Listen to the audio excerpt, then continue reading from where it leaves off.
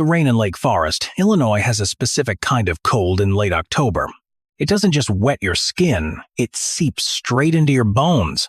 I was 19 years old, standing on the limestone porch of the $14 million estate I'd called home my entire life, clutching a black trash bag. Inside were a few pairs of jeans, some t-shirts, and my father's old green fishing tackle box, the only thing I managed to grab from his study before the security guards physically dragged me down the stairs. Victoria stood behind the glass of the double front doors. She was wrapped in a cashmere shawl that probably cost more than a reliable used car. Beside her stood her biological son, Preston, 22 years old, freshly graduated from an Ivy League school my father had paid for. And he wore a smirk I will never, ever forget. "You're 19, Samuel." Her voice oozed through the crack in the door. "Legally an adult. Your father is gone, and the free ride is over. The estate belongs to me now. If you set foot on this property again, I will have you arrested for trespassing." Then the deadbolt clicked. The finality of that sound echoed in my ears as I walked down the long driveway. Rain plastered my hair to my forehead. The mahogany door slammed behind me like a gunshot. My father, Robert Wyatt, had built a massive logistics software company from nothing. He was brilliant, but his fatal flaw was his heart, both literally and metaphorically. He loved too easily. That's how Victoria, a former corporate consultant with a gaze like shattered ice, wormed her way into our lives 5 years ago. 6 months ago, my father suffered a massive coronary failure. Sudden, devastating. The real shock came during the reading of the will. Ted Higgins, the family lawyer who had attended my Little League games, who had eaten at our Thanksgiving table for a decade, wouldn't even look me in the eye. He stared at his legal pad, voice flat, and announced that my father had revised his will just 3 weeks before his death. The new document left everything to Victoria, the company, the real estate, the offshore accounts, everything. I was left with a single clause, a one-time payout of $10,000, which Victoria subsequently claimed was tied up in probate and refused to disperse. I was effectively ruined. My father left me something that wasn't in that will. It was hidden where nobody thought to look. And the people who stole everything from me had no idea what was coming. 2 weeks. That's how long I lived in that car. The 2008 Civic became my home. I'd park in the far corners of Walmart lots, rotating between two of them so security wouldn't notice. 4 hours at a time. Then move. Crackers and peanut butter. That was dinner. That was breakfast too. I'd wake up at 3 in the morning shivering so hard my teeth ached. The windows were frosted over from the inside. My own breath frozen solid on the glass. The betrayal was so complete it didn't even feel like anger anymore. It was just this heavy cold weight in my chest that wouldn't lift. 3rd week, I was sitting under a flickering street lamp, the engine idling just to squeeze a few minutes of heat into the cabin, and I finally opened the tackle box. I'd been avoiding it. I knew what was inside: tangled fishing wire, dried rubber worms, rusty hooks from our trips to Lake Michigan. The smell hit me first: stale lake water and old metal. It brought everything back. The boat, the quiet mornings, my dad's laugh. Tears pricked at my eyes before I could stop them. I ran my fingers over the plastic dividers, and then I pressed down on the bottom tray. It shifted. I froze, pushed again. The plastic gave way with a soft click. My heart slammed against my ribs. I wedged my car keys under the edge and pried upward, a false bottom. Beneath the tray, resting on dark green plastic, was a small velvet pouch and a folded piece of yellow legal paper. My hands were shaking so bad I could barely unfold it, but I recognized the handwriting. Rushed, slanted, almost frantic. "Sammy, if you are reading this, the worst has happened. Victoria 1, do not trust Ted Higgins. They have been maneuvering against me for months, and my heart medication makes my head too foggy to fight them in the boardroom. I know they are doctoring the legal documents. I don't have much time. I left you nothing on paper because she would find a way to take it. Go to the First National Bank downtown, box 402. Use this. I love you, son. Look up, Dad." I sat there in the dark, the paper trembling in my hands, rain streaking down the windshield. My father knew. He knew what was happening to him, And he'd hidden something Victoria couldn't touch. But what? And what did look up mean? I walked into the First National Bank lobby the next morning with 2 gallons of gas left in my tank and 3 days of beard stubble on my face. The marble floors gleamed. The chandeliers threw light across a room that probably saw more money in a day than I'd touched in my entire life. The bank manager looked at me like I'd wandered in off the street to beg for change. But I had a driver's license, and I had the key. 10 minutes later, I was sitting alone in a private viewing room. A long metal box sat on the mahogany table in front of me. I lifted the lid. No cash, no gold bars, just a single manila folder.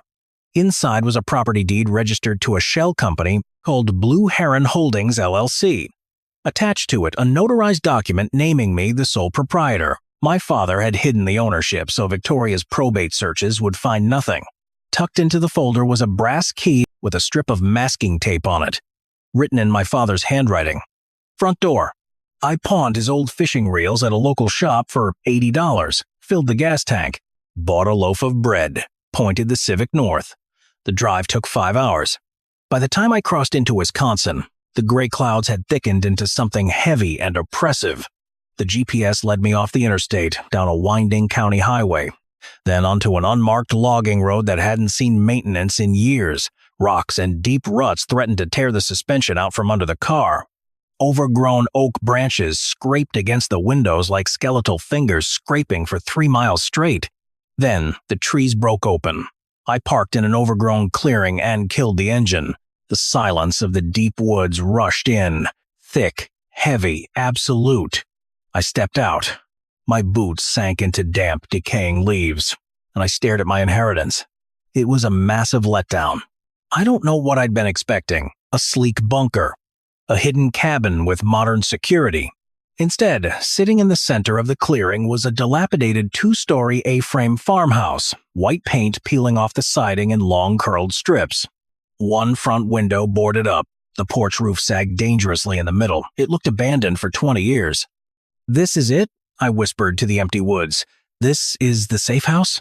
A wave of bitter disappointment washed over me. Maybe my father's mind really had been deteriorating. Maybe this was just worthless junk real estate he'd forgotten about. But I'd driven all this way, and I had nowhere else to go. The key turned stiff in the lock, but it clicked. I pushed the door open, and the hinges let out a long, shrieking groan. The smell hit me first. Stale air, mildew, decades of dust. I pulled out my phone and turned on the flashlight. The beam cut through the gloom and lit up a living room frozen in time. Furniture sat under yellowed canvas sheets. Raccoon droppings in the corner. A thick layer of dust on the hardwood floor, like gray snow that had settled and never moved. I swept the light toward the kitchen, and I stopped dead. Cutting straight through the middle of that dust, leading toward the back hallway, was a set of footprints. Not mine. Mine were the flat treads of cheap sneakers by the door. These were different, large, deeply grooved, like heavy tactical boots, and the edges of the displaced dust were sharp, still crisp, still defined. These prints were fresh. Someone had been here within the last few days. My heart slammed against my ribs. The first thought was Victoria. She was ruthless. If she had suspected my father was hiding assets, she would have hired a private investigator to track down his shell companies. Had they beaten me here? Had they already stripped the place of whatever he wanted me to find? I reached into my pocket and gripped my car keys, threading them between my knuckles, an improvised weapon. I moved as silently as I could, following those boot prints down the narrow hallway. They led into what used to be a study. The canvas sheet had been violently ripped off a heavy oak desk. Drawers were pulled out, papers scattered across the floor. The intruder had been searching for something. I stepped over the mess, and a strange calm settled in. If they had found what they were looking for, they wouldn't have left the place trashed like this. They were frustrated. They missed something. Which meant the note my father left, the one that said "look up," was still the only answer I had. I remembered the note in the tackle box. Look up. I shined my flashlight at the ceiling of the study, flat drywall. Nothing. The boot prints led back out into the hallway and up the stairs. I followed them, wincing at every groan of the old wood. The second floor was just a small bathroom and a master bedroom. The tactical boots had paced all around the bedroom, stopped at the closet, then headed back toward the stairs. The intruder had left. They'd searched the obvious places. They hadn't looked up. I walked into the master bedroom, bare. Just a mattress on the floor and a walk-in closet with the door hanging open. I stepped inside and felt a cold draft brush against the back of my neck. I aimed the light straight up. The ceiling was paneled with cheap acoustic tiles, the kind you see in old office buildings, but one tile in the far corner, right above a built-in wooden shelf, sat slightly off-center. A tiny gap showed a sliver of total darkness above it. I climbed onto the shelf. The wood groaned under my weight. I pressed my palms flat against the tile and pushed. It lifted easily, sliding aside with a dusty scrape. A cascade of dry rot and dust fell into my eyes. I coughed, waved it away, and shined the light into the opening.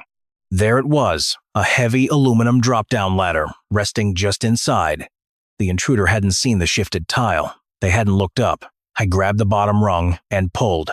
The ladder extended with a series of metallic clanks that sounded like gunshots in the silent house. I took a deep breath, wiped the sweat from my forehead, and climbed into the pitch-black attic. The air up there was stifling, smelled heavily of cedar and old paper. I crested the opening and pulled myself onto the plywood floor. I stood up, holding my phone out like a beacon. The attic was massive, spanning the entire length of the house. I swept the light left to right. Mostly empty. A few cardboard boxes. Then, the beam hit the far corner and reflected off something massive and metallic. It was a safe, not a small hotel lockbox. This was a colossal 6-foot-tall brushed steel vault bolted directly into the load-bearing beams of the house. It looked like it belonged in a high-security bank, not a rotting cabin in Wisconsin. I sprinted toward it, boots thudding against the plywood. As I got closer, the sheer scale of the thing took my breath away. Heavy steel wheel, digital keypad. And then, my stomach dropped into a bottomless pit. The digital keypad had been smashed to pieces. Wires dangled uselessly from the shattered plastic casing. The thick steel around the lock mechanism was scarred and scored with deep blackened grooves. Someone had taken an angle grinder and a sledgehammer to it. The intruder had found the attic. They had found the safe. I fell to my knees in front of the massive steel door. My heart shattered all over again. Victoria's goons had destroyed the lock. They had trapped whatever was inside forever. I was completely, utterly ruined. But then I looked closer at the keypad. Taped to the side of the scorched metal was something small and yellow. A sticky note. Taped to the side of that scorched metal was a tiny, pristine sticky note. My father's handwriting, frantic, familiar. "Sammy, if the keypad is broken, look behind the panel." The intruder had spent their time smashing the obvious lock. They never checked for a secondary mechanism. They missed it. I pulled out my cheap folding pocket knife and wedged the thin blade behind the shattered plastic housing of the digital keypad. I pried. The ruined plastic popped off with a sharp snap, shards clattering to the plywood floor. Behind the housing, flush against the cold steel of the vault, was a perfectly round mechanical keyhole. My mind raced. I reached into my pocket. My fingers brushed the brass front door key too large. Then I remembered the bank. I pulled out the sleek silver safety deposit box key. The bank manager never asked for it back. She seemed eager to get me out of her lobby. With trembling hands, I slid the silver key into the hidden lock. It slid in effortlessly. I held my breath and turned it. Clack. A heavy, satisfying mechanical thud echoed from deep within the 6-foot vault. I grabbed the massive steel wheel on the front of the door, braced my boots against the floorboards, and pulled. The hinges groaned heavy friction that hadn't been disturbed in years, and the thick door swung open. The beam of my flashlight illuminated the interior. I had to brace myself against the wall to keep from falling over. There was money, stacks of it. Shrink-wrapped bricks of $100 bills lined the bottom shelf, alongside velvet pouches heavy with what I later learned were solid gold Krugerrands.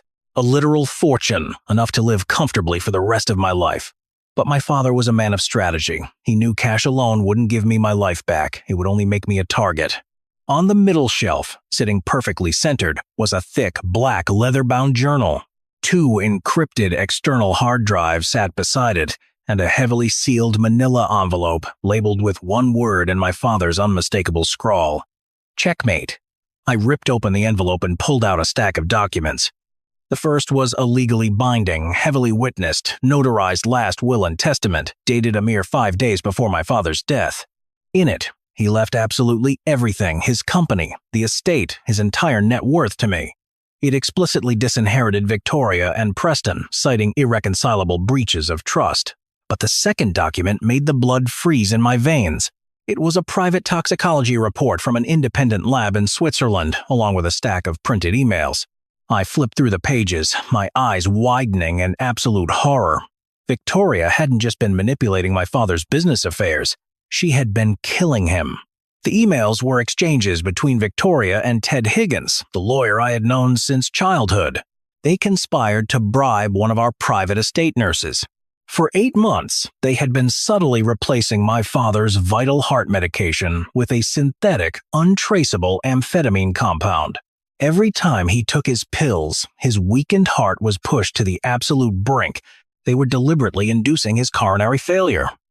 My father had figured it out. The journal entries chronicled his terrifying realization, how his mind would clear on days he secretly skipped his medication, how he hired a private investigator to monitor Victoria, how he desperately scrambled to hide this vault and secure the evidence before his heart finally gave out. He knew Ted Higgins controlled the local police and the probate courts. He needed me to find the truth when they least expected it. I was holding the proof of murder in my hands. But I was also alone in an attic with killers who had already proven they would stop at nothing. I was so deep in those pages, so lost in the horror of what I was reading, that I almost didn't hear it. The crunch of gravel outside. I killed the flashlight instantly. Darkness swallowed the attic whole, thick and suffocating.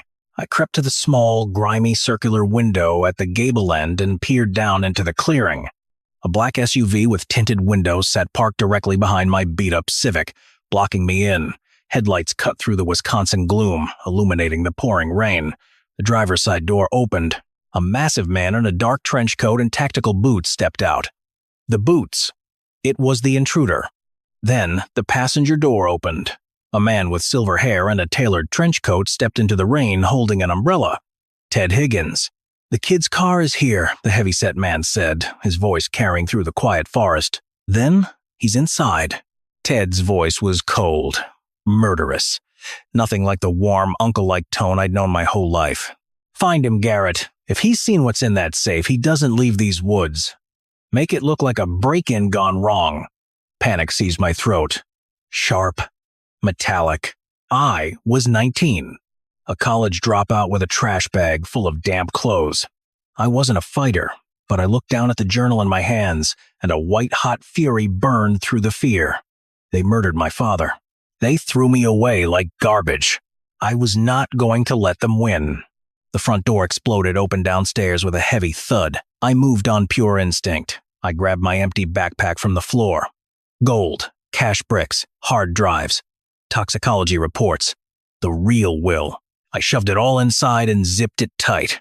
I strapped the bag to my chest, not my back, so it wouldn't snag. Heavy, tactical footsteps echoed on the hardwood below.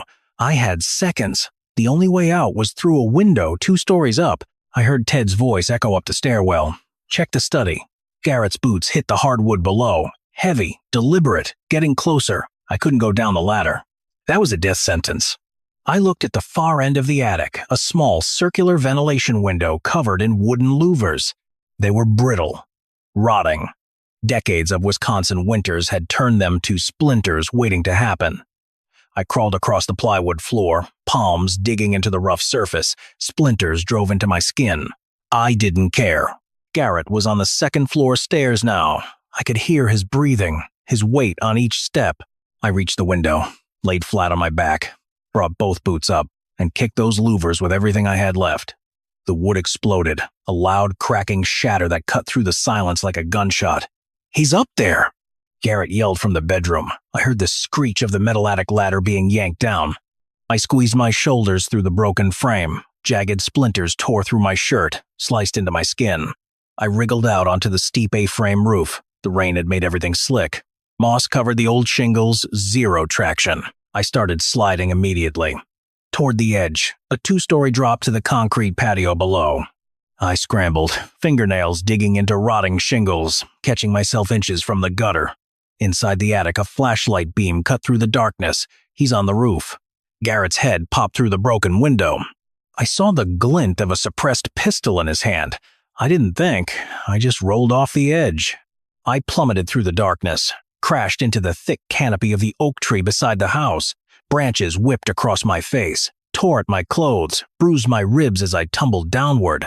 I slammed into a thick limb, the wind knocked out of my lungs, then dropped the last 10 feet into a patch of wet ferns. Pain exploded in my ankle, but adrenaline flooded my system, numbed everything. Shoot him!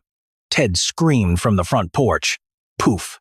Bark exploded from the oak trunk inches from my head. I scrambled to my feet, ignored the searing pain in my leg, and sprinted into the pitch-black forest.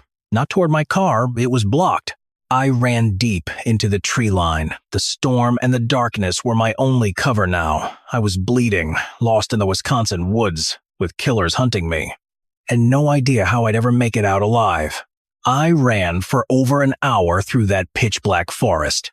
No trail, no light, just the faint glow of the moon behind the clouds, enough to tell me I wasn't running in circles. My ankles screamed with every step, my lungs burned. But I didn't stop. I couldn't stop. Clutched against my chest was the backpack, the evidence, the proof, the only thing that mattered. Just before dawn, I stumbled out onto a paved county highway. I was bleeding, soaked to the bone, shaking so hard I could barely stand. A passing long-haul trucker pulled over. He took one look at my bruised face, the sheer desperation in my eyes. He didn't ask a single question. He just nodded toward the passenger seat and drove me straight to Chicago. I didn't go to the local police. My father's journal had warned me Ted had influence there. Friends in the right places. I couldn't risk it. So at 8 a.m., I walked into the downtown field office of the FBI. I demanded to speak to a federal agent about a corporate conspiracy and premeditated murder involving a billion-dollar tech conglomerate. The receptionist looked at me like I was a delusional runaway. Then Agent Donovan walked out, stern-faced veteran of the white-collar crime division. He looked me over the torn clothes, the dried blood, the wild look in my eyes. He was about to dismiss me. I could see it in his face. But then I laid it all on his desk. The Swiss toxicology reports, the encrypted hard drives, the real will. His expression shifted from skepticism to absolute stone-cold focus. The hard drives told the whole story. Financial transfers to the hitman, Garrett. Emails coordinating the tampering of my father's medication. A massive offshore embezzlement scheme they'd planned to execute the moment probate cleared. It was all there. Every detail. Every crime. Every lie. 3 days later, the takedown happened. Heavily armed federal agents raided the Lake Forest estate. I sat in an unmarked black sedan down the street, watching through the rain-streaked window.